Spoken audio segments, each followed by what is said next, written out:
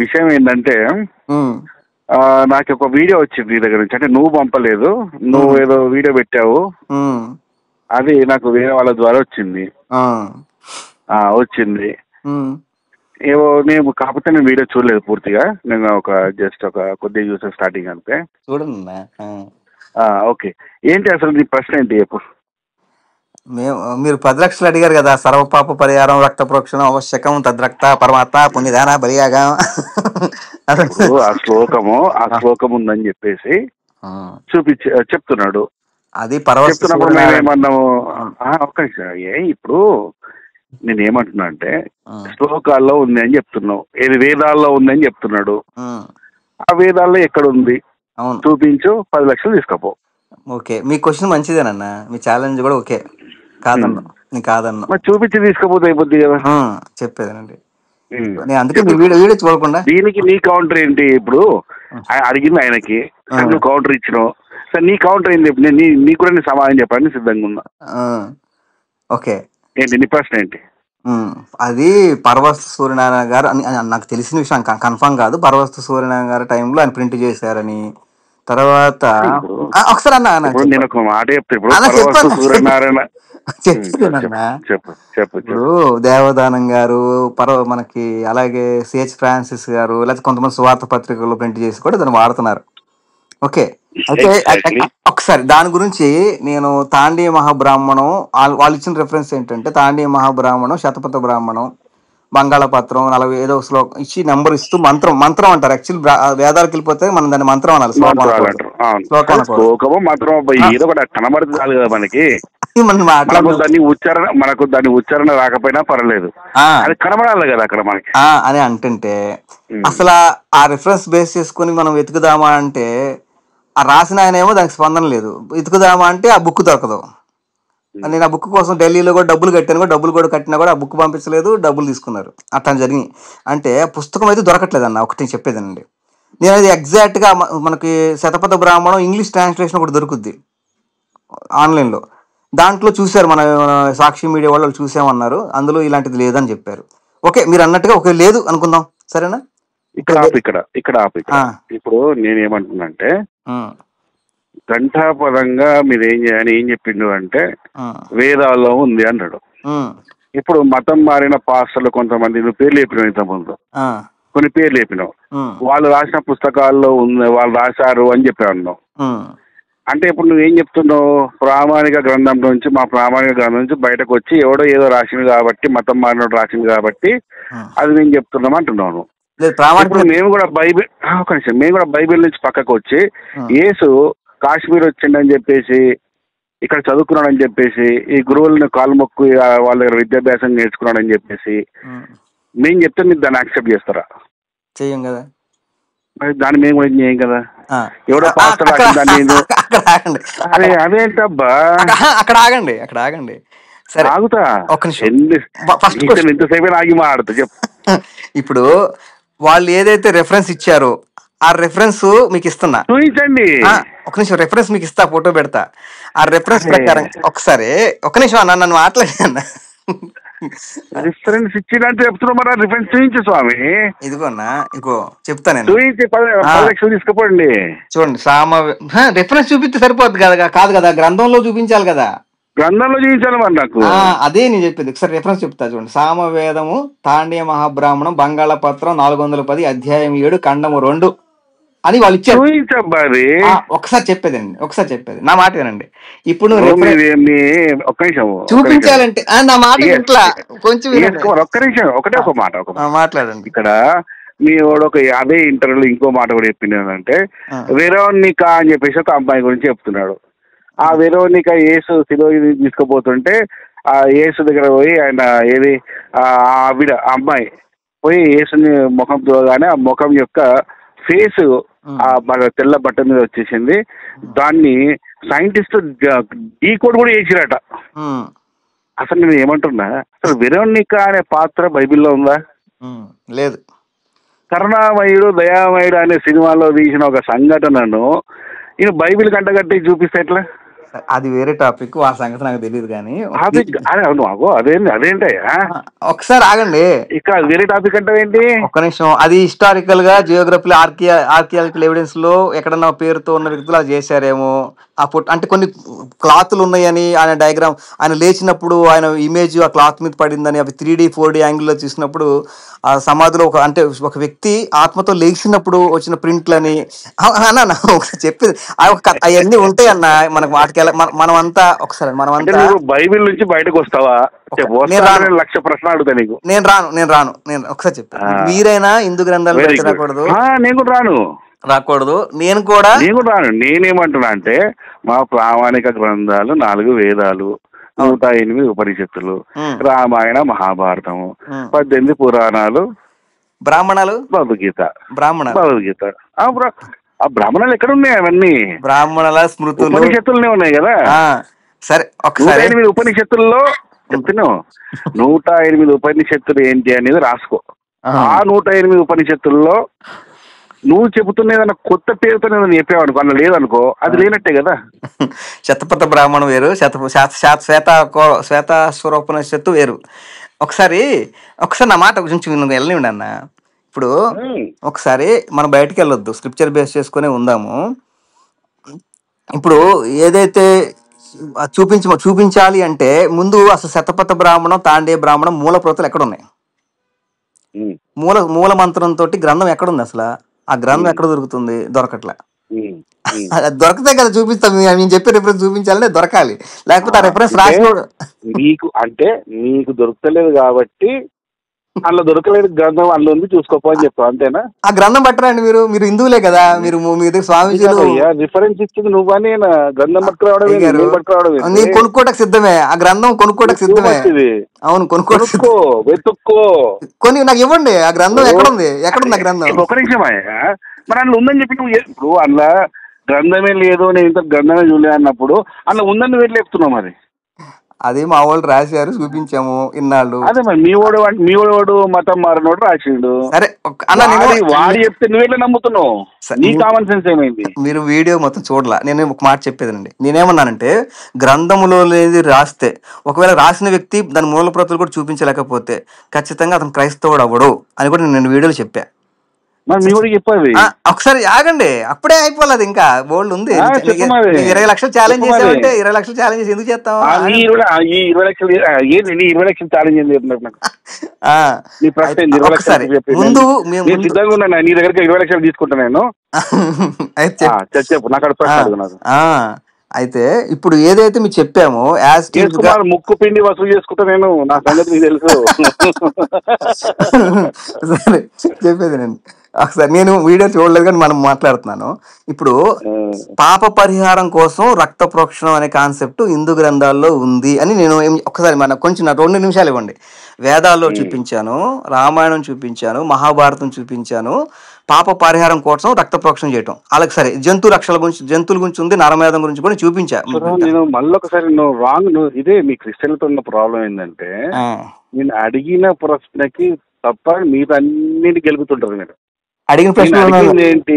నేను దాంట్లోనే ఉన్నా. ఒక శ్లోకం చెప్పినావు నువ్వు నాకు, ఒక శ్లోకం చెప్పావు. శ్లోకం చెప్పి ఆ శ్లోకాన్ని వేదాల్లో ఉంది అన్నావు, అది చూయించు అన్నా నేను. అర్థమవుతుందా? రక్తప్రోక్షణం అనేది తర్వాత దాని గురించి, అది కాన్సెప్ట్ తర్వాత, సెకండ్ కాన్సెప్ట్, అది తర్వాత కాన్సెప్ట్. అది నేను అక్కడ ఛాలెంజ్ చేసింది ఏంటి? 10 లక్షలు.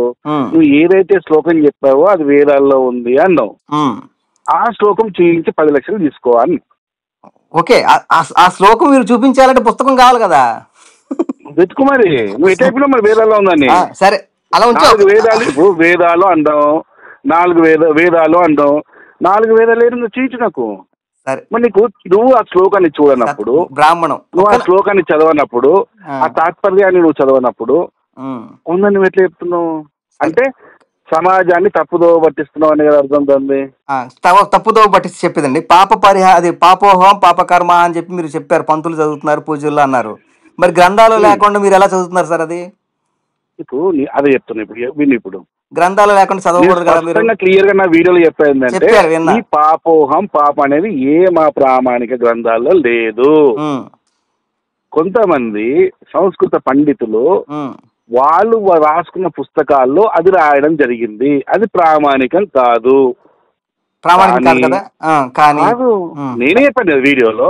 కానీ చెప్పండి. కానీ చెప్తున్నా, కానీ మా హిందువులు ఏదైనా పూజలు కానీ ఏదైనా జరిగినప్పుడు ఏం చేస్తారంటే చివరిలో అది చెప్తుంటారు. అది అవును, ఆ అర్థం ఉంది కాబట్టి చెప్తుంటారు. ఒక్క నిమిషం ఇక్కడ చెప్తున్నాను.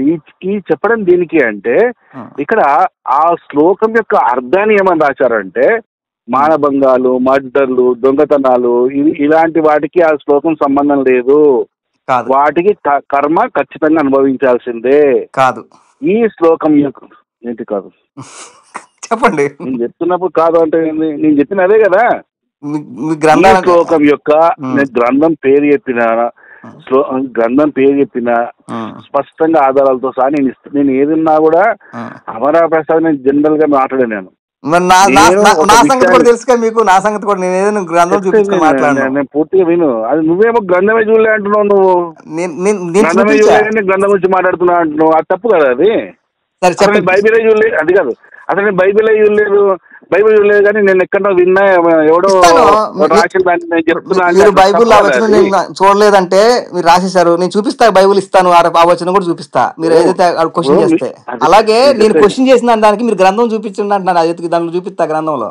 నేను క్వశ్చన్ చేయించి నేను గ్రంథం చేయించలేదు. పిచ్చా ఇదేమన్నా? ఇది ఎట్లుందంటే నా ఇష్టం, నాకు రోగం చెప్తా, పలానా దాంట్లో నువ్వు వెతుక్కో అంటుంది. ఇది అది తప్పు కదా. అది సరే అన్న, ఒక్కసారి అది తప్పది. నువ్వు ఏం చేయాలంటే ఇగో మీ గ్రంథం చూపించి ఇగో పలానా పేజీలో స్పష్టంగా ఉందని శ్లోకం చూపిస్తే అప్పుడు మేము దాన్ని నువ్వు చెప్పిన దానికి నిజం ఉంటే యాక్సెప్ట్ చేస్తాం. మేము ఒక రెఫరెన్స్ ఇచ్చాం సార్. అది కాదు, ఇప్పుడు పాపోహం గురించి ఆ పండితుడు ఏం రాసిండు అక్కడికి వెళ్దాము ఒకసారి అక్కడికి వెళ్దాము. నేను అనేది ఏంటంటే, మేము ఏదైతే దీనికి ఒక రెఫరెన్స్ ఇచ్చాం, సర్వపాప పరిహారం, ఆ రెఫరెన్స్ ఆ రోజుల్లో బుక్ ఉండింది, ఇప్పుడు ఆ బుక్స్ లేవు. అందుకే ఆ బుక్స్ మాయం చేసేసారు. అది ప్రాబ్లం మాకు. ఏ బుక్ అయ్యా? శతపథ బ్రాహ్మణం. నువ్వు రాసుకున్న బుక్ గురించి మాకెందుకు? శతపథ బ్రాహ్మణం మీ గ్రంథమే, ఆ గ్రంథం మాయం చేసేస్తే మేమేం మరి అది మా గ్రంథం మాయం అవడం ఏంట? నువ్వు మరి నేను వేసుకోవాలి. మెచ్యూరిటీగా ఆలోచన అతను మాట్లాడు. మెచ్యూరిటీ లెవెల్ తో మాట్లాడుతావని నేను ఎక్స్పెక్ట్ చేస్తున్నాను. మెచ్యూరిటీ ఈ రోజుల్లో అంటే మా వాదన కూడా ఉంటుంది. ఒకసారి చెప్పేదన్న, ఈ బ్రాహ్మణాలు ఏంటంటే తాండీయ బ్రాహ్మణం వీటిలో మొత్తం బలుల గురించి, ఈ యొక్క పాప పరిహారం కోసం యజ్ఞాల గురించి చూపించే స్వామి ఉంటే నువ్వు చూపిస్తే నమ్ముతామని చెప్పడానికి సిద్ధంగా ఉన్నాం కదా. తీసుకురండి. సమాజం ఎప్పటికి కూడా మీలాగా అబద్ధాలు చెప్పదు. చెప్తారు, వీడియోలో చూపించా. నువ్వు శ్లోకం నువ్వు గ్రంథం తీసుకురా, గ్రంథం తీసుకొచ్చి ఇప్పుడు నువ్వు అంటే మీరు ఏ విధంగా తప్పించుకుంటారు అంటే, ఫలానా గ్రంథం దొరకలేదు, మరి నేనేం చేయాలి? కానీ ఆ గ్రంథంలో మీరు అసలు గ్రంథమే చూడనప్పుడు ఆ గ్రంథంలో శ్లోకం నువ్వు ఎట్లా చెప్తున్నావు? చూసాము, కానీ మాయం చేశారు, పోయినాయి ఏటో. మీ ఇంట్లోకి మాయం చేసావా? ఆ రాసిన వాడు పరవస్తు సూర్యనారాయణ వాళ్ళ దగ్గర ఉండాలి. అవన్నీ ఉంటే పరవస్తు సూర్యనారాయణ ఎవరు? సరే ఒకసారి పరవస్తు సూర్యనారాయణ ఎవరు? సరే అండి, ఇప్పుడు మేము శ్లోకము లేకపోయినా సమానం చెప్పబ్బా. పరవస్తు సూర్యనారాయణ ఎవరు? ఆయన క్రిస్టియన్. మరి క్రిస్టియన్ రాసిన దానికి వాడేదో రిఫరెన్స్ ఇస్తే ఆ గ్రంథంలో నువ్వు చూపించు అని చెప్తేనేమో ఆ గ్రంథమే లేదు అంటే, మన గ్రంథమే లేనప్పుడు వాడిలో రాసిండు. ఒక్కసారి నాకు కొంచెం మాట వినండి. ఇప్పుడు అయ్యగారు ఒక మాట ఏం మాట్లాడు ఈ అయ్యగారు బాబు నాకు అన్నయ్య ఇప్పుడు అన్నయ్య చెప్పేది నన్ను కొంచెం అన్నయ్య. ఇప్పుడు ఆయన లేనిది రాస్తే తప్పు అన్న. అలాగే ఇప్పుడు మీరు ఒకసారి నేను ఒక మాట, పాపోహం పాపకర్మం కాన్సెప్ట్ లో లేకపోయినా దాని సారాంశం హిందూ గ్రంథాల్లో ఉన్న సారాంశాన్ని తీసుకొని వాళ్ళు పాపం హిందూ గ్రంథాల్లో లేకపోయినా వాళ్ళు పలుకుతున్నారు అంటే దాన్ని తప్పు ఎందుకు పట్టట్లేదు అంటే, హిందూ గ్రంథాలు పాప పరిహారం కోసము అనే కాన్సెప్ట్ హిందూ గ్రంథాలు ఉంది కాబట్టి అలాంటి ఒక మంత్రాన్ని శ్లోకాన్ని పుట్టించి వాళ్ళు పలుకుతున్నారు, పూజల్లో వాడుతున్నారు. నేను దాన్ని తప్పు పట్టట్లా, నేను యథార్థ హృదయంతో చెప్తున్నా, మంచిదే.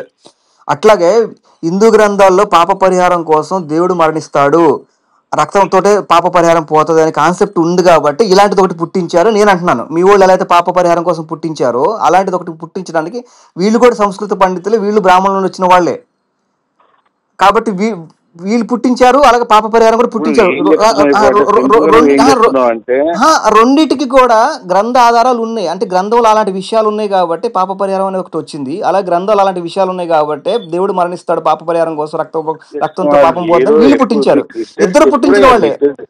మీరు ఇద్దరు పుట్టించిన వాళ్ళే. ఇప్పుడు బ్రాహ్మణులు మీరు మెచ్యూరిటీ లెవెల్స్ ఎప్పుడైనా మీ క్రిస్టియన్స్ పెరుగుతాయి. అయితే మీరు పాప పరిహారం అన్నయ్య, అయితే మీరు పూజలు మాట్లాడుతున్న కాన్సెప్ట్ ఏంది, నువ్వు మాట్లాడుతున్న కాన్సెప్ట్ ఏంది, మీరు బాగా దొరికిపోతావు మాట్లాడుతున్నావు అసలు. డైవర్ట్ చేస్తాను. గ్రంథం దొరకలేదు అంటావు, గ్రంథాన్ని మేము మాయం చేసినాం అంటావు, ఏందయ్యా అసలు నువ్వు మాట్లాడేది? ఒక్క నిమిషం అన్న, గ్రంథములు లేకుండా పుట్టించడం తప్పు అనుకుంటే పాప పరిహారం అనేది పాపోహం పాపం అనేది కూడా తప్పు అవుతుంది. గ్రంథం లేకుండా నీకు మాట చెప్తే విను. 18th సెంచరీలో ఇప్పుడు మీరు ఏదైతే బైబిల్ గ్రంథాన్ని, మీరు 66 పుస్తకాలు ఉన్న బైబిల్ గ్రంథాన్ని 66 పుస్తకాలుగా మీరు ఏ విధంగా అయితే ఇప్పుడు చదువుకుంటున్నారో, 18th సెంచరీలో అదే ప్రొటెస్టెంట్స్ బైబిల్లో ఎన్ని పుస్తకాలు ఉండవు తెలుసా నీకు? 73 ఉన్నాయి, 79 ఇలా రకాలు. ఒక్క నిమిషం ఎందుకంటే తప్పు పట్టట్లేదు. మీరు ఎన్ని పుస్తకాలు పెట్టుకుంటారు, ఎన్ని పుస్తకాలు తీసేసుకుంటారు అనేది మీ ఇష్టం, అది అర్థమవుతుంది. నేను దాన్ని తప్పు పట్టట్లేదు. అంటే 18th సెంచరీలో ఉన్న బైబిల్ మనం డౌన్లోడ్ చేసి చూస్తే అన్న దాదాపు 72-73 పుస్తకాలు కనబడుతున్నాయి ప్రొటెస్టెంట్స్ బైబిల్లో. వ్యక్తి పేరు కూడా ఆ తీసేసిన వ్యక్తి పేరు కూడా చెప్తాను నేను, ఆ పేరు నాకు గుర్తొస్తలేదు. మార్టిన్ లూథర్ గారు. మార్టిన్ లూథర్ సంథింగ్ ఏదో పేరు ఉంది ఆయనది, అర్థమవుతుందా? తీసేసింది ఆయన. ఇప్పుడు నేను ఏమంటున్నా అంటే, పరవర్తు సూర్యనారాయణ మొన్నటోడు, అవునా? మొన్న రీసెంట్ వ్యక్తి.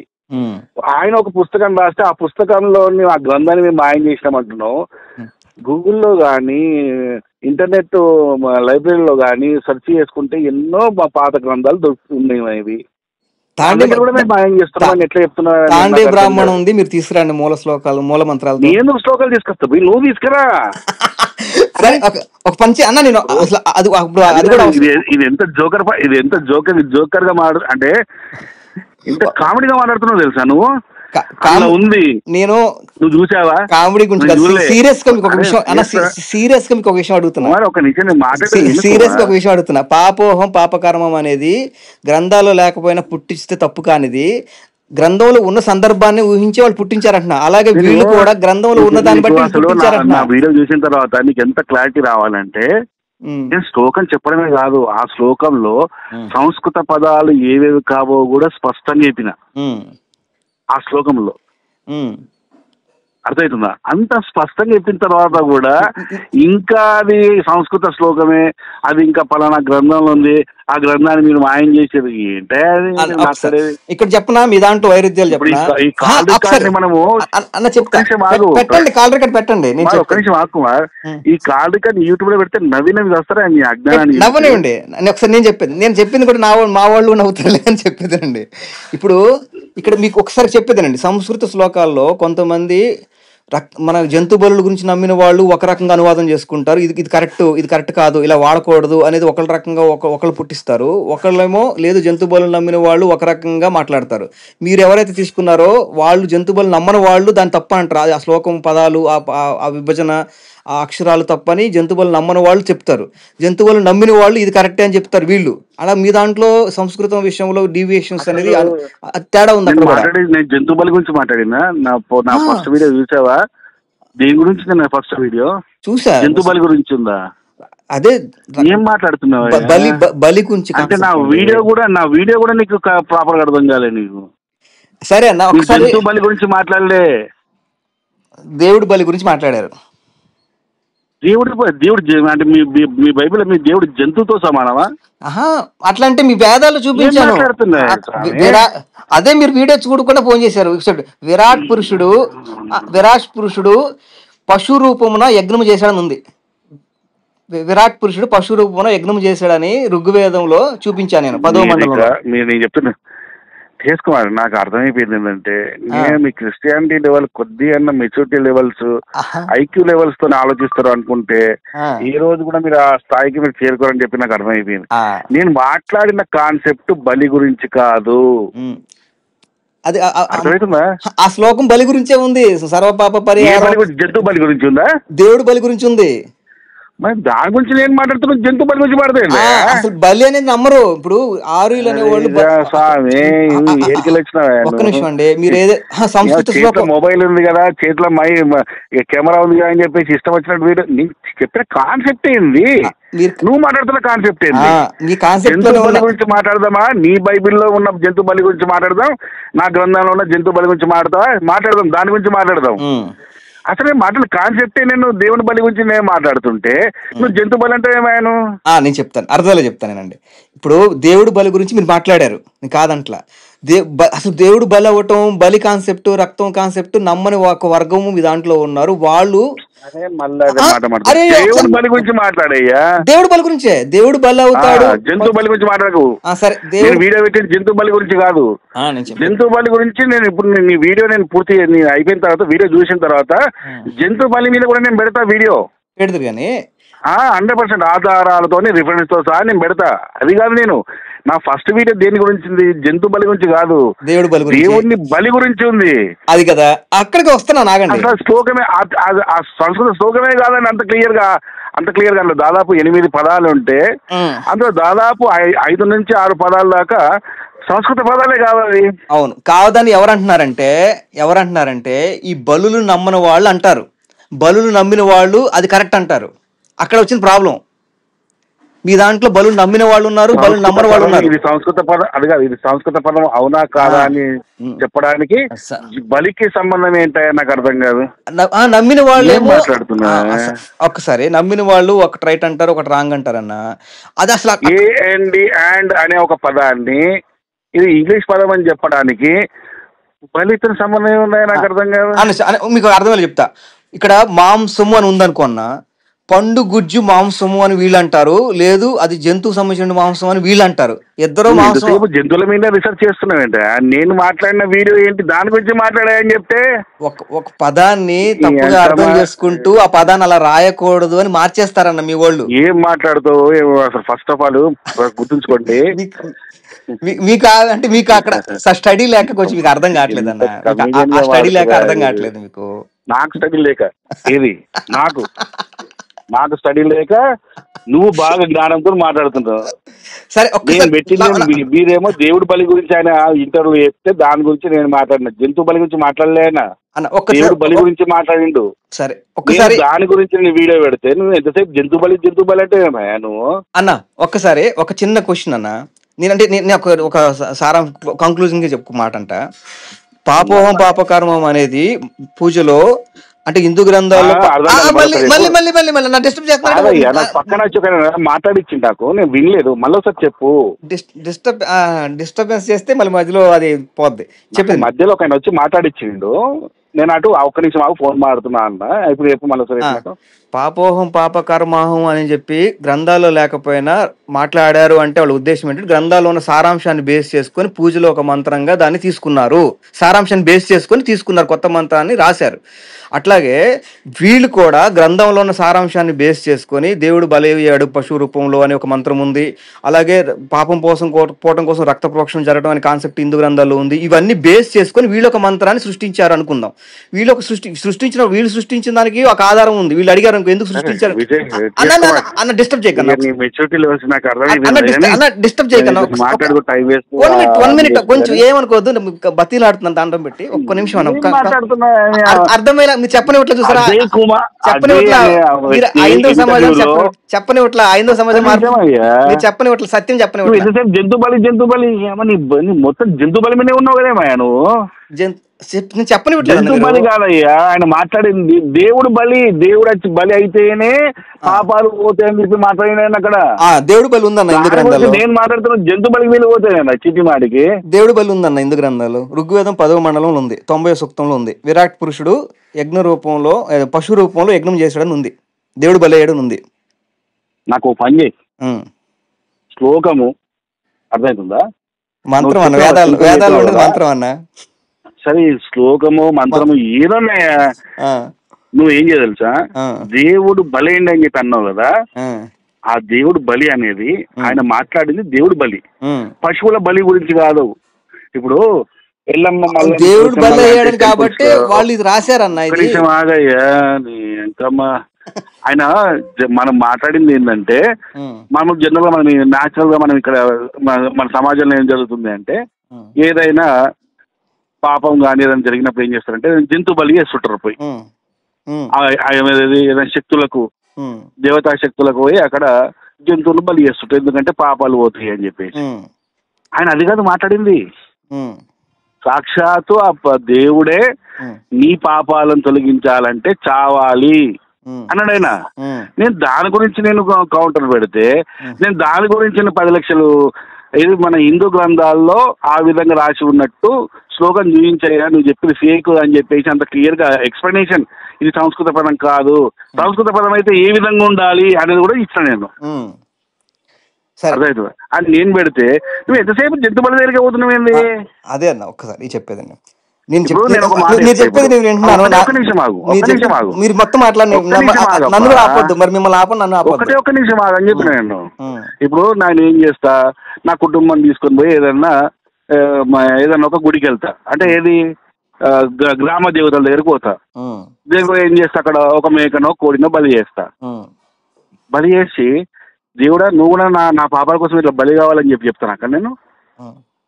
చెప్పండి కదా, మీరు చెప్పండి, నేను చెప్తా తర్వాత. చెప్పండి కదా అట్లా మేము మా హిందూ గ్రంథాల్లో పాపం ఎలా పోతుంది అనేది కర్మ సిద్ధాంతము, నువ్వు చేసిన పాపము ఖచ్చితంగా నువ్వు అనుభవించాల్సిందే. నీ మంచిలో నువ్వు చేసిన మంచి కావచ్చు, నువ్వు చేసిన చెడు కావచ్చు, 2 కౌంట్ అవుతాయి. అర్థమవుతుందా? నువ్వు మంచి చేస్తే మంచి జరుగుతుంది, నీకు స్వర్గం పోతావు, ఇది పాపాలు చేస్తే నువ్వు పాపిగా మిగిలిపోతావు. ఆ కర్మ ఆ శిక్షను నువ్వు అనుభవించాలి అని చెప్పి మా గ్రంథాలు చెప్తుంది, అంతేగాని మా గ్రంథాలు ఎక్కడ కూడా మీ బైబిల్ చెప్పినట్టు దేవుడు వచ్చేసి మీ పాపాల కోసం చేస్తా అని చెప్పాడు. సరే అక్కడ ఆపుతారా, నన్ను మాట్లాడిస్తారా మరి ఇప్పుడు? ఓకే, మీరు అన్నారు కర్మ సిద్ధాంతం చెప్పుకొచ్చారు కదా, రుద్రాక్షలు ధరించిన, విభూది రాసుకున్న, పుష్కర స్నానం గంగలో స్నానం చేసిన సమస్త నరహత్యాది దోషాలు, బ్రాహ్మణ హత్య దోషాలు, గోహత్యాది దోషాలు ఇవన్నీ కూడా పోతాయని హిందూ గ్రంథాల్లో ఉన్నది. నేను శ్లోకంతో అన్నితో స్క్రిప్చర్లు మొత్తం ఫోటో తీసి మరి మీకు వీడియోలు పెట్టాను. మీరు కేవలం చేమలో పూలు దాములో లేకపోతే తెలియక చేసిన పాపాలు పోతాయి అనేది పాపోహం పాపకారం ఆ మంత్రం ఉద్దేశం అది, అంతేగాని బుద్ధిపూర్వకంగా చేసిన పాపాలు అనుభవించాలి కర్మ సిద్ధాంతం ప్రకారం, అలా పోవు అని మీరు చెప్తే అలా కాదు. బుద్ధిపూర్వకంగా చేసిన పాపాలు కూడా పోతాయి నామస్మరణతో, ఇలా పోయే అవకాశాలు ఉన్నాయి, హిందూ గ్రంథాలు చెప్తున్నాయి అని చెప్తూ నేను వీడియోలు కౌంటర్లు చేశాను.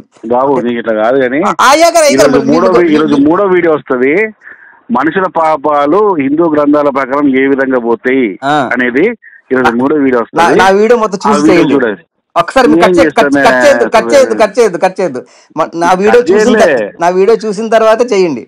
చూస్తాయి అసలు అది కాదు, నువ్వు నీ వీడియోలో నేను జస్ట్ కొద్దిగా స్టార్టింగ్ చూస్తే ఎంతసేపు నువ్వు బలి గురించి మాట్లాడుతున్నావు. అరే జంతు బలి గురించి ఎవరు మాట్లాడిండా? నేను జంతు బలి గురించి మాట్లాడలేదు, దేవుడి బలి గురించి మాట్లాడినా. నేను దేవుడి బలి గురించి, జంతు బలికి దేవుడి బలికి తేడా కూడా నువ్వు వీడియో పెట్టేసి 20 లక్షల బహుమతి అంటే ఏం లేదు అన్న. కొద్దిగా మెచ్యూరిటీగా ఆలోచించి ఇప్పుడు నేనేమంటున్నా, వీడియో పెట్టు, కౌంటర్ వీడియో పెట్టాలా, ఎందుకంటే చర్చలు జరగడంలో తప్పు లేదు. కానీ ఏంటంటే అసలు వీడు ఏమడిగిండు, వీడు ఏం సమాధానం చెప్పిండు అనే ముందు కాన్సెప్ట్ తెలుసుకో. సరే నా మాట ఇందాక మీరు చాలాసేపు చెప్తే మెలకుండా ఉన్నా, నా మాట మధ్యలో ఆపేశారు. నేను ఆ వీడియోలో ఇది చెప్పాను. ఇంకోటి 20 లక్షల కాన్సెప్ట్. ఇప్పుడు అదే నేను దేవుడు బలి గురించి మాట్లాడితే మీరు జంతు బలి గురించి మాట్లాడతారు. 20 లక్షలు బంపర్ ఆఫర్ ఇచ్చినావు కదా, ఆగండి. ఒక ప్రశ్న 2 ప్రశ్నలా? మేము 2 అడిగాం కానీ 2 ప్రశ్నలు నాకు చెప్పు, నేను వాటికి కౌంటర్ వెళ్తున్నాను. దేవుడు బలి గురించి కూడా చూపించా. మొదటి ప్రశ్న అది కాదు, మొదటి ప్రశ్న హిందూ పదం చూపించాలి. ఏం చూపించాలి? హిందూ అనే పదం చూపించాలి. రెండోది అసలు ఇప్పుడు నీ ఎంత అజ్ఞానం ఉన్నదా నీది. అయ్యారు ఒకసారి మళ్ళీ రెండో ప్రశ్న కూడా వినండి కుమార్, ఒక్క నిమిషం కుమార్, రెండో ప్రశ్న వినండి సార్. ప్రశ్ననే అజ్ఞానం అయ్యా ప్రశ్న. మరి మీ ప్రశ్న కూడా అజ్ఞానమైన ప్రశ్న అడిగారు. ఒక్క నిమిషం ఆగు. సింధు నాగరికత, ఇప్పుడు హిందూ అనే పేరు ఎప్పుడు వచ్చింది? సింధు నాగరికత నుంచి వచ్చింది అని చెప్పేసి మన చరిత్రలో చెప్తున్నారు. పార్సీయులు హిందూ అని సింధును పలకరాక హిందూ అని పలికిరు అని చెప్పేసి మనకు పుస్తకాలు ఉన్నాయి, స్పష్టమైన ఆధారాలతో పుస్తకాలు ఉన్నాయి. దానికంటే ముందే రాయబడ్డ గ్రంథాలు కదా అవి. అంత ముందు రాసిన గ్రంథాల్లో సనాతనం అని ఉంటది కానీ హిందూ అని ఎందుకు ఉంటదే? అక్కడ నేను చెప్తానేనండి. ఇప్పుడు నీ ప్రశ్న ఎట్లున్నదంటే ఒక్క నిమిషం చెప్పేది సార్, అయిపోయినాయ్యా నాది నా విశ్లేషణ ఇంత సమయం చెప్పాయ్యా. నువ్వు ప్రతిదానికి మధ్య ఎందుకు వస్తున్నావు? చెప్పండి. మరి మీరు చెప్పినప్పుడు నేను వింటున్నాను, మరి నేను చెప్పేటప్పుడు మాత్రం మీరు వెంటలా ఆపేస్తున్నారు. నువ్వు అరే మా గ్రంథాలు ఏమన్నా ఈ పార్సీలు వచ్చిన తర్వాత రాయబడ్డ పుస్తకాలు కాదు కదా, అంతకుముందే రాయబడ్డ పుస్తకాలు కదా మా గ్రంథాలు కదా. అంతకుముందు రాయబడ్డ గ్రంథాల్లో ఇప్పుడున్న హిందూ అనే పేరు, ఇప్పుడు ఈ ఆధునిక యుగంలో ఉన్న ఈ హిందూ అనే పేరు ఎట్లా వస్తుంది? అసలు కామన్ సెన్స్ క్వశ్చన్ ఏనా అది? మీరు చెప్పండి, నేను అడుగుతాను. చెప్పినా కదా ఇప్పుడు సమాధానం. ఓకే ఇప్పుడు మనకి ఇదంతా ఎందుకు వచ్చిందంటే, మనకు హిందువులని ఎందుకు పిలుచుకుంటున్నారు, హిందువులని ఎందుకు పిలుస్తున్నారు అంటే దానికి ఒక అర్థం ఉంది. హిందువులు అంటే ధర్మము, ఆ ధర్మాన్ని పాటించేవాళ్ళు, సనాతన ధర్మం పాటించేవాళ్ళు హిందువులు అని ఒక కాన్సెప్ట్ ని బేస్ చేసుకుని హిందూ సనాతన ధర్మాన్ని పాటించేవాళ్ళు. ఇప్పుడు అయ్యో అడ్డం పడిపోయారు, మీరు మాట్లాడుతూనే ఉండాలి, మాట్లాడేవారు. సరే చెప్పయ్యా, నువ్వు ఏం చెప్పావు?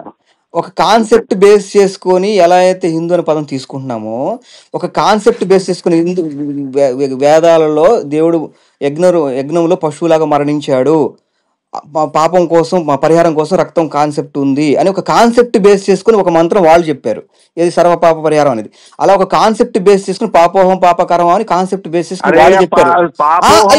సర్వ పాప వేరేనయ్యా బాబు, రెండు ఒకటి కావు, రెండు పుట్టించినవే, పుట్టించడంలో తప్పు లేదు. పుట్టించడంలో తప్పు లేదు.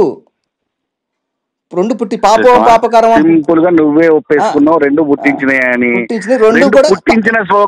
పుట్టించిన శ్లోకాలు ప్రామాణిక గ్రంథాలు లేవని కూడా నువ్వే అంటున్నావు. పుట్టించడం తప్ప మాట్లాడే ఉంటది. బ్రాహ్మణుడు ఇప్పుడు పాపం పుట్టించిన వాడు తప్పు చేస్తున్నారా అని చెప్ప ఒప్పుకోవాలి మీరు. పాపోహం పాపకర్మం అనే మంత్రాన్ని పుట్టించారు కదా, వాళ్ళు తప్పు చేశారా? తప్పని చెప్పండి. నేను తప్పని చెప్పట్లేదు. ఆయన ఆలోచన అది. సర్వ పాప పరిహార రక్త ప్రోక్షణ కూడా తప్పని, నేను కూడా తప్పని ఒప్పుకోను అంటున్నా. నేను కూడా అది వాళ్ళ ఆలోచన అంటున్నా. నేను కూడా ఎవరు ఆలోచన? మీ క్రిస్టియన్ ఆలోచన. సృష్టించింది క్రిస్టియన్లు.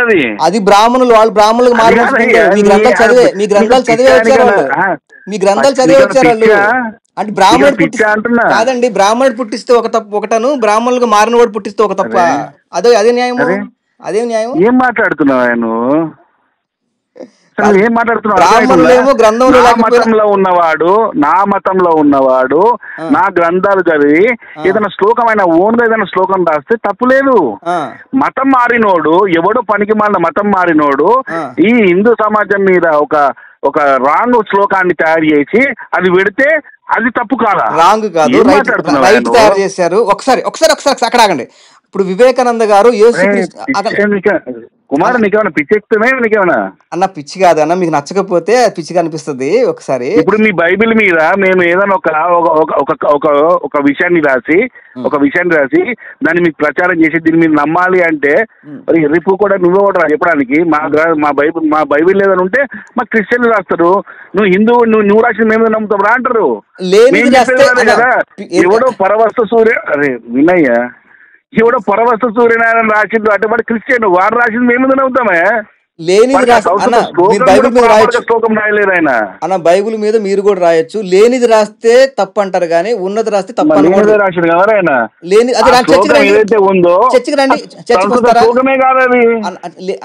నేను చెప్పా. కాన్సెప్ట్ ని ఉద్దేశించి పాపోహం పాపకర్మం ఎలాగైతే వచ్చిందో అదే కాన్సెప్ట్ ని ఉద్దేశించి ఈ యొక్క శ్లోకం వచ్చింది. కాన్సెప్ట్ అనేది లేకపోతే కాన్సెప్ట్ ఉందో లేదో చర్చకి ఒక కామన్ సెన్స్ మీకు ఒక లాజిక్ అనేది ప్రతి ఒక్క విషయానికి ఒక లాజిక్ ఉంటది, ఒక కామన్ సెన్స్ ఉంటది అనే విషయాన్ని కూడా మీరు దాటి పోయిందండి మీరు ఆ మతంలో పోయిన తర్వాత అన్న.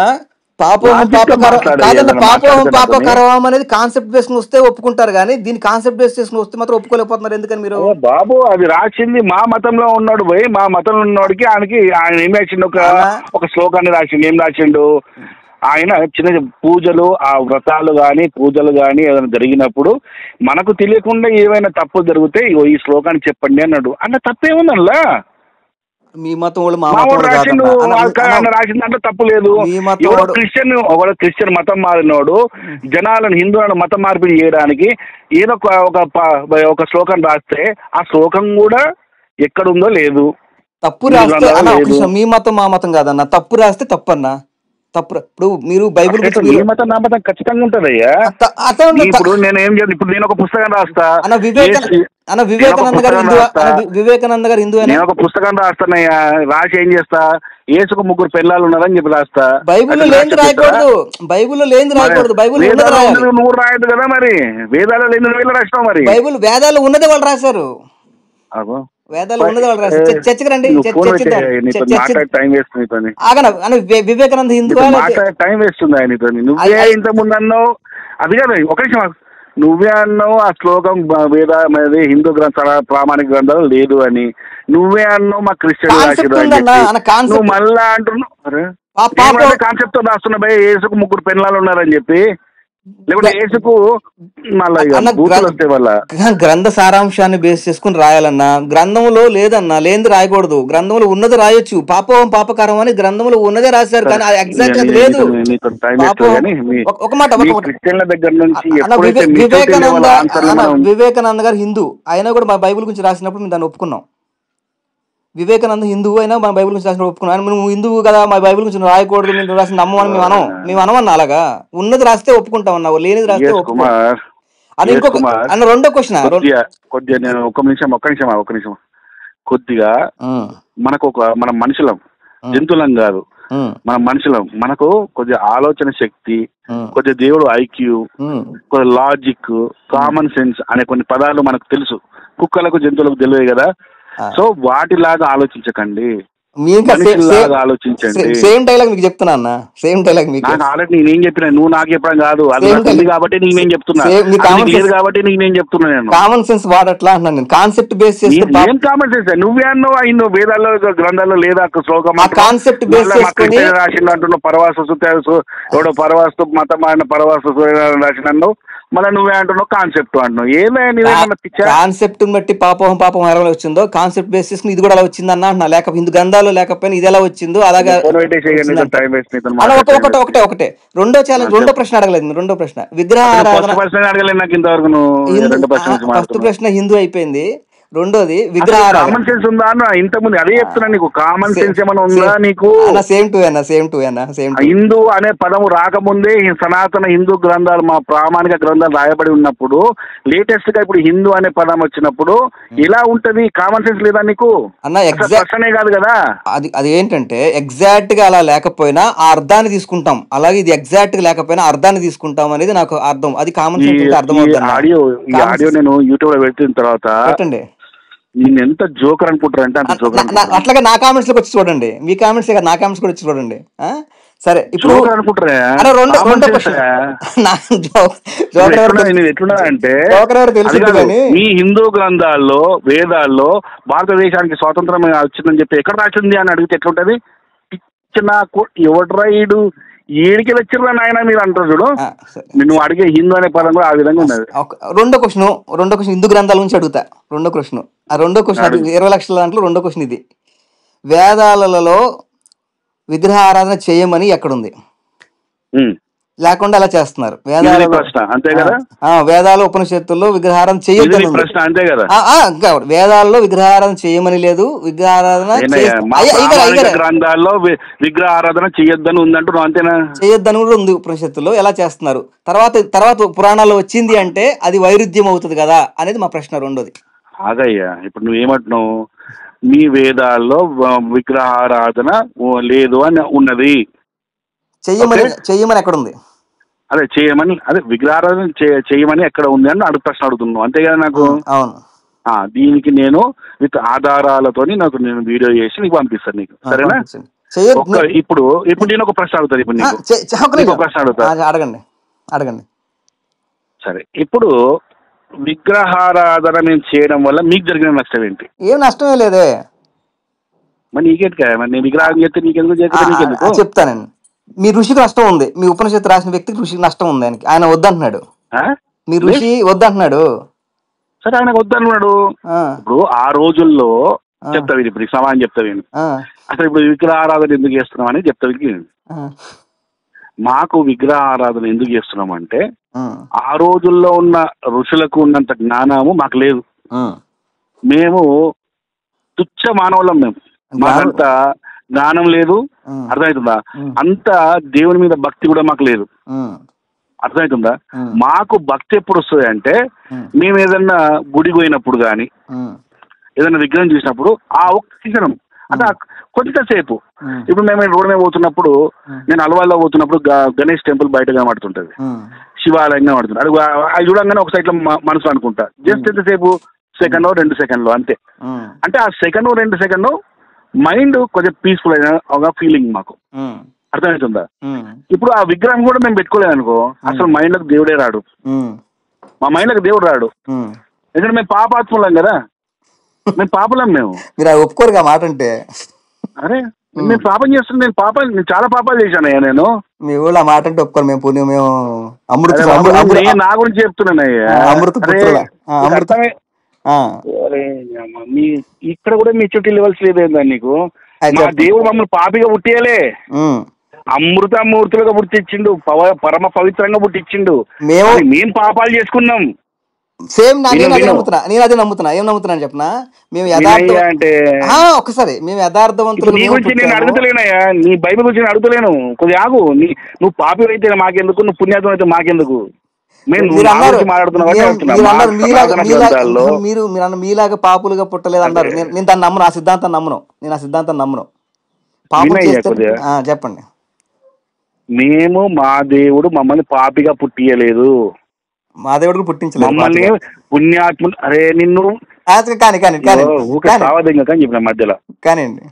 మీరే చెప్తారు మేము పాపులము, మేము పుట్టుకతోనే పాపులం అని మీరే చెప్తారు. మేం కాదు చెప్పేది. క్రైస్తవ్యంలో సిద్ధాంతాలు ఉన్నాయి. పొద్దులు ఇవ్వగానే హిందువుల ఇన్నాళ్ళ పోయి మనం పాపిమి అని చెప్తావు. మీరు పాపలు, మేము పాపులమే. పాపి నేను చెప్పిన పాపలు పుట్టడం చెప్తాను. నువ్వు చెప్పే పాపి ఏంటంటే నువ్వు పుట్టుకతోనే పాపివి. నేను దాన్ని నమ్మను. అది ఆ సిద్ధాంతం నమ్మకపోయా. క్రిస్టియన్ మతం నమ్ముతుంది దాన్ని. 2 సిద్ధాంతాలు ఉన్నాయి క్రైస్తవ్యంలో. ఒక సిద్ధాంతం 2 సిద్ధాంతాలు ఉన్నాయి. మీ దాంట్లో ఎలా అయితే విగ్రహారాధన తప్పని సిద్ధాంతం ఉంది, విగ్రహారాధన చేయొచ్చని సిద్ధాంతం ఉంది. 2 సిద్ధాంతాలు ఉన్నాయి. ఇక్కడ కూడా అలా సిద్ధాంతాలు ఉన్నాయి. కరుణాకర్ ఎట్లా మిమ్మల్ని భరించుతున్నాడో నాకు అర్థమైతే నాకు. అంటే మాట్లాడలేకపోతే ఇలాగే అంటారు అన్న. కానీ ఎందుకంటే ఇంత తిక్కలో లేదా మీరు? అసలు మీకు ఒక జనరల్ ఆలోచన కూడా లేదండి మీకు. తిక్కలో ఏంటన్నా? ఇప్పుడు నేను వాస్తవం మాట్లాడుతున్నా. మీరే అంటారు మేము పాపులము, పుట్టుకతోనే పాపులము, ఆదామవ్వ నుంచి పుట్టిన ప్రతి ఒక్కడు పాపితోనే పుడుతున్నారని మీరే అంటారు. నువ్వంటావు మళ్ళీ మేము పాపులం కాదు అంటావు. ఆదామవ్వ దగ్గర నుంచి మేము పుట్టిన ప్రతి ఒక్కడు పాపే అంటారు మీరు. పాపంతో పుడుతున్నామని మీరే అంటారు. మళ్ళా మీరు దాన్ని వ్యతిరేకిస్తారు. మీరు ఏంటయ్యా మీది కాన్సెప్ట్? అన్న కొంచెం ఆగన్నా. మరి మాట్లాడుతుంటే మీరు మనం మాట్లాడలేదు. నేను మాట్లాడినప్పుడు కొంచెం మాట్లాడబాకండి. ఒకసారి చెప్పేదేనండి. ఒక పని ఏం చెప్తావు యశ్ కుమార్, నువ్వేం చెప్తావు చెప్పేసి ఫోన్ కట్ చేసేసి చెప్పేస్తాను. ఇప్పుడు జనవపాపం ఉందనే వాళ్ళు, జనవపాపం లేదని 2 సిద్ధాంతాలు ఉన్నాయి. అలా హిందుత్వంలో కూడా విగ్రహారాధన చేయొచ్చు, చేయకూడదని 2 సిద్ధాంతాలు హిందుత్వంలో ఉన్నాయి. దానికి ఆధారం ఏంటంటే ఉపనిషత్తుల్లో విగ్రహారాధన చేసేవాడికి పునర్జన్మ ఉంటుంది, చెయ్యని వాడికి పునర్జన్మ ఉండదు, అది చేయొద్దు, అది అజ్ఞానము అని చెప్పి ఉపనిషత్తుల్లో ఉంది. అలాగే ఆర్యులు అనే వాళ్ళు కొంతమంది, కొంతమంది విగ్రహారాధన చేయని వాళ్ళు ఉన్నారు సమాజంలో. అలాగే జనవపాపం నమ్మే వాళ్ళు ఉన్నారు, నమ్మని వాళ్ళు ఉన్నారు. అట్లా సిద్ధాంత విభేదాలు ఉంటాయి. గ్రంథం చెప్పేది మాత్రం స్పష్టంగా ఉంటుంది. దాన్ని అర్థం చేసుకోవడంలో తప్పు ఉంటుంది. మళ్ళీ ఆర్యులు అని ఒక పదం తీసుకొచ్చిన అసలు ఆర్యన్ గురించి నీకు ఏమైనా ఐడియా ఉందా? కామన్ చదువుకున్నావు? ఆర్యన్ తీరి గురించి ఏమైనా చదివావా? ఆర్యలు వచ్చిన వాళ్ళు ఎక్కడుండో అసలు నాకు ఏమన్నా ఆర్యులు మైగ్రేషన్ తీరి అన్న. Aryan Greek mythology, Aryan migration theory అది. అసలు ఆర్యన్ థియరీని సృష్టించింది ఎవరు చెప్పు? ఎవరు సృష్టించారు? మీకు చరిత్రలు తవ్వినప్పుడు బయటపడ్డాయి అన్ని. నీకు అది కూడా తెలియదు. నీకు ఎందుకు ప్రసాద్ కుమార్ మాట్లాడుతూ? సరేనా, ఆర్యన్ థియరీ అని ఇన్వెన్షన్ క్రియేట్ చేసిందే మ్యాక్స్ ముల్లర్. ఇది ప్రపంచం ఎవరికి అడిగినా చెప్తాడు మ్యాక్స్ ముల్లర్ అని చెప్పి. అంతే. ఆ మ్యాక్స్ ముల్లర్ రాసిన 3వ పుస్తకం ఉన్నది, ఆ పుస్తకం చదవయ్యా. ఆ పుస్తకాన్ని చదువు. ఆయన ఏం చెప్తున్నాం, ఆయన ఆర్యన్ థియరీ గురించి ఆయన ఏం చెప్తున్నా చదువు. అంబేద్కర్ గారు దాన్ని ఓకే చేశారు, మరి చూడండి. దేని ఓకే చేసిండు? ఆర్యన్ థియరీని ఓకే అన్నాడా? ఆర్యన్ మైగ్రేషన్ ఓకే చేసిండు అంబేద్కర్. హిందూ గ్రంథాలు చూపిస్తూ మాట్లాడారు, చూడండి. వారిని నీకు అసలు నువ్వు ఫోన్ పెట్టేయాను. అయ్యగారు, ఆర్యన్ థియరీని మీద అంబేద్కర్ కంప్లీట్ గా ఖండించిండు. ఆయన ఆర్యన్ థియరీ అనేది ఒక మిత్ అని చెప్పిండు. అంబేద్కర్ ఏం చెప్పిండు కూడా నీకు తెలియదు. నువ్వు అంబేద్కర్ టాపిక్ గురించి నాతో అసలు మాట్లాడకు. అంబేద్కర్ జీవితంలో పుట్టినప్పటి నుంచి చనిపోయేంత వరకు ప్రతి క్షణం ఆయన ఏం మాట్లాడాడో నాకు బ్రెయిన్ లో ఉంది. నాకు సరేనా, సరే మరి మొన్నటి నాకు కూడా ఏమన్నారంటే, నేను నా శవం కూడా హిందుత్వంలో, అది నా శవం కూడా క్రైస్తవంలో కలవదని అన్నారు. అది కరెక్టే? అనలేదు కదా, అనలేదు. నాకు శవం కూడా క్రైస్తవంలో కలవదని అనలేదు కదా. Very good. ఆయన ఆ మాట అనేది హిందుత్వం గురించి అన్నాడు కదా. వెరీ గుడ్ అన్న. ఇన్నాళ్ళకి ఒకటన్నా ఒప్పుకున్నారు ఫోన్లే అన్న. కొంచెం ఒక్కటే నేను ఉన్నదో ఒప్పుకుంటాం మేము. అమరా ప్రసాద్ ఎప్పుడు ఉన్నదో చెప్తాడు, ఏంది చెప్పాడు. కానీ అదే అంబేద్కర్ క్రిస్టియానిటీ గురించి ఏం చెప్పాడో తెలుసా? అందుకే మీరు నాకు నచ్చుతారన్నా. విను, అదే అంబేద్కర్ క్రిస్టియన్ గురించి, ముస్లిం గురించి ఏమన్నాడో తెలుసా? ఆ మతంలో పోతే ఏమన్నాడో తెలుసా? ఎప్పుడైతే నువ్వు విదేశీ మతాల్లోకి మతం మారుతావో నీకు జాతీయత కోల్పోతావు, నువ్వు ఎందుకన్నా జాతీయ భావాన్ని కోల్పోతావు అని చెప్పిండు ఆయన. ఎందుకన్నారన్నమాట? ఆయనకు అడుగుపోయి ఎందుకన్నాడు? పోరాటానికి కానీ ఏం చేయరు, ప్రార్థనలు అంటారు, పోరాటం చేయటం చేయరు అని చెప్పి అన్న సందర్భంలో అన్నది అది. ముస్లింలు పోరాటాలు చేయరు, అలా ఉంచండి. క్రిస్టియన్లు పోరాటాలు చేయరు. ప్రపంచంలో అత్యధిక మత మార్పిడి హత్యలు చేసిందే మీరు కదా బాబు. అంబేద్కర్ అన్న విషయాలు అంటున్నారు. అంబేద్కర్ గారు మోషే గురించి, ఎస్తేర్ గురించి బైబిల్ చాలా విషయాలు పొగుడుతూ నాయకత్వం గురించి మాట్లాడారు. ఒక విషయం మీరు కాదు, అంబేద్కర్ గారు ఫాలో అయితే, అంబేద్కర్ నా శవం హిందుత్వంలో కలవదన్నాడు, హిందూ మతంలో నా శవం కలవదన్నాడు. మరి హిందుత్వాన్ని మీరు ఎలా ఉన్నారు? అంబేద్కర్ గౌరవించినప్పుడు మీరు? నేను ఎందుకు గౌరవిస్తాను అంబేద్కర్ని? నేను చెప్పిన నేను అంబేద్కర్ గౌరవిస్తా అని. ఒక విషయం తీసుకుంటారు, ఒక విషయం తీసుకోవాలన్నమాట. అయితే సరే, నేను డైరెక్ట్ ఒక స్టేట్మెంట్, ఒక పెద్ద స్టేట్మెంట్ ఇస్తే నేను జైలుకు వచ్చినా నేను. వెళ్ళారు నిజమే. మరి నేను అంబేద్కర్ గౌరవించలేదు. అంబేద్కర్ అసహ్యం నాకు అన్న. ఆ విషయంలో ఒక నిమిషం అన్న, అంబేద్కర్ గారు హిందుత్వానికి వ్యతిరేకం అనే విషయంలో మీరు ఉన్నదే గ్రంథాలు చూపించుకోండి. చక్కగా పోరాడారు, నేను దానికి అప్రిషియేట్ చేస్తున్నాను. మనం ఏదైనా నమ్మినప్పుడు దానికి పోరాడాలి. సత్యం ఎంతమంది తిట్టినా సరే దానికి నిర్భయంగా వెళ్ళాలి. దాని విషయంలో అప్రిషియేట్ అన్నాను నేను ఇప్పుడు కూడా చెప్తున్నాను కదా. అర్థం కాదు ఇప్పుడు అన్నది. మీరు వాస్తవాన్ని పట్టుకొని అందరూ సమాజానికి విరుద్ధంగా పోయినా సరే, సమాజం దాన్ని ఒప్పుకోకపోయినా సరే పోరాడారు. అంబేద్కర్ గారు హిందుత్వం విషయంలో చాలా తప్పుగా మాట్లాడారు, దాన్ని నేను వ్యతిరేకిస్తున్నాను, పోరాడారు. 100% పోరాడి వెళ్ళారు. మీరు వెళ్ళారు, దాన్ని నేను అప్రిషియేట్ చేస్తున్నాను. అవును, నేను నమ్మిన సిద్ధాంతాన్ని, నేనున్న ధర్మాన్ని. ఇప్పుడు సరే, ఇప్పుడు అంబేద్కర్ గురించి మనకి ఎందుకులే కానీ, ఎందుకంటే చాలా విషయాలు నేను అంబేద్కర్ గురించి చాలా మాట్లాడినాను. భవిష్యత్తులో కూడా ఇంకా చాలా మాట్లాడబోతున్నా. చాలా రహస్యాలు అంబేద్కర్ గురించి, చాలా రహస్యాలు కూడా బయట పెట్టబోతున్నా. సో ఇది జరుగుతుంటదిలే, అది పక్క పెట్టు. సడన్ గా నువ్వు మరి ఇప్పుడు సడన్ గా ఎందుకన్నాను క్రిస్టియానిటీ మీద పడ్డావు అంటే, సడన్ గా పడలేదు. ఏది అజయ్ మాట్లాడిన మాటలకి రాంగ్, కంప్లీట్ రాంగ్, తప్పుదో పట్టిస్తుందని చెప్పి కౌంటర్ చేయడం జరిగింది. అర్థమైందా? మాట చెప్పాలా, అసలు ఫస్ట్ ఆఫ్ ఆల్ నాకు ఈ క్రిస్టియానిటీ అంటేనే అబ్బా చిరాకు నాకు. ఎందుకంటే నాకు కనీసము బుద్ధి, మన అంబేద్కరిస్టుల్లో కొంతమంది నాకు ఫోన్ చేస్తారు, నాకు అంబేద్కరిస్టుల్లో. వాళ్ళు అంబేద్కర్ని నమ్ముతారు, భయంకరంగా నమ్ముతారు.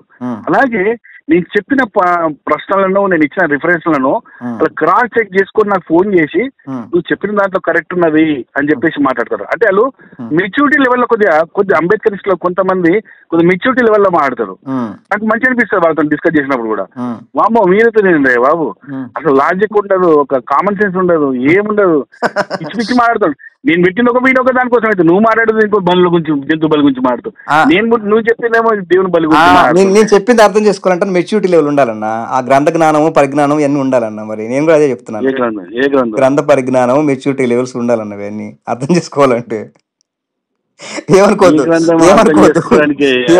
కోపం వద్దు. ఇప్పుడు దాకా మనం మాట్లాడాము, మనం పెడతాం కదా, ఎవరికి మెచ్యూరిటీ లెవెల్ ఉందో, ఎవరికి అర్థం చేసుకుని కామన్ సెన్స్ ఉందో కామెంట్ చేస్తారు. కామెంట్ చేయండి వీక్షకులారా, మీరు కామెంట్ చేయండి. ఎవరికి maturity level common sense comment చేయండి. నువ్వు నేను అడగకపోయినా చేస్తారు, వాళ్ళు చేస్తారు. అది మీ ఛానల్లో మీ వాళ్ళని చూడటం కదా, అంటే వాళ్ళతో మీ ఛానల్లో మెచ్యూరిటీ లేని వాళ్ళంతా కామెంట్స్ చేస్తారు. మా ఛానల్లో కూడా చూడండి, వచ్చి ఎవరు కామెంట్స్ చేస్తారు. అమారా ప్రసాద్ ఎప్పటికి కూడా ఆధారము రిఫరెన్స్ అనేది బేస్ చేసుకుని మాట్లాడతాడు. నేను కూడా చాలా గుడ్డిగా మాట్లాడాను, నేను ఎప్పటికీ మాట్లాడా అన్న. నేను ఋగ్వేదం చెప్పా, ఉపనిషత్తు, దర్శన ఉపనిషత్తు ఋగ్వేదం అని చెప్పినావు. నాకేం తెలుసా, నువ్వు ఋగ్వేదం అన్నావు. ఋగ్వేదంలో చాలా శ్లోకాలు, మంత్రాలు ఉన్నాయి. నువ్వేం చేయ తెలుసా, ఋగ్వేదంలో నువ్వు చూసిన మంత్రం ఏంటి, దాని అధ్యాయం ఏంటి, అర్థమవుతుందా, అది ఏ మంత్రము అనేది డీటెయిల్స్ నాకు పంపు. ఋగ్వేదం అని చెప్తున్నావు అంతే. వీడియోలో స్పష్టంగా పెట్టా, స్క్రీన్ షాట్ కూడా పెట్టా. సరే, నాకు పంపు రాదు, నాకు వాట్సాప్ పంపు రాదు. నువ్వు ఒకసారి నాకు కౌంటర్ ఒక వీడియో పెట్టినా అనుకున్నావు. నాకు బంపర్ ఆఫర్ 20 లక్షలు అని చెప్పేసి ఒక ప్రశ్న అయితే కామన్ సెన్స్ లేకుండా ప్రశ్న చేసినావు. ఎప్పుడో రాయబడ్డ పుస్తకంలో భారతదేశ స్వాతంత్రం గురించి ఎందుకు లేదు అంటే ఎంత కామెడీగా ఉంటుందో, ఎప్పుడో రాయబడ్డ పుస్తకంలో ఒక లేటెస్ట్ గా హిందువులు అనే పేరు వచ్చింది, దాని ఎట్లుంటది అసలు అది క్వశ్చనే కాదు, కామన్ సెన్స్ క్వశ్చనే కాదు. నెంబర్ 2, నువ్వు అడిగిన ప్రశ్న ఏంటంటే, ఇంకోటి ఏమంటున్నావు అంటే వేదాల్లో విగ్రహారాధన లేదు, చేయొద్దని ఉంది అని అన్నావు. దాని గురించి నేను కావాల్సిన రిఫరెన్స్ తీసి నేను ఒక వీడియో పెడతా. ఒకవేళ వేదాల్లో విగ్రహారాధన చేయొద్దు అని ఉంటే చేయొద్దని ఉందనే నేను పెడతా, తప్పించిన ఉన్నదేని చెప్పి నేను పెట్టా. ఎందుకంటే ఉన్నదేని పెట్టితే దాని ఆధారాన్ని చూసాను కదా మళ్ళా. సరే, ఒకసారి నా వీడియో మొత్తం చూసిన తర్వాత ఫోన్ చేయకుండా చేస్తారు, చూసి దాంట్లో నేను ఏదైతే మాట్లాడో అది క్రాస్ చేసి మాట్లాడాలి. మాట్లాడితేనే నాకు నీతో భారతలో బుర్రకరాయింది, వీడియో మొత్తకే పోతుంది. చూసి క్రాస్ చూసి ఇప్పుడు నేను మాట్లాడిందని క్రాస్ చేస్తూ వీడియో చేయండి. సరే అయితే బాయ్ అన్న, లవ్ యూ అన్న.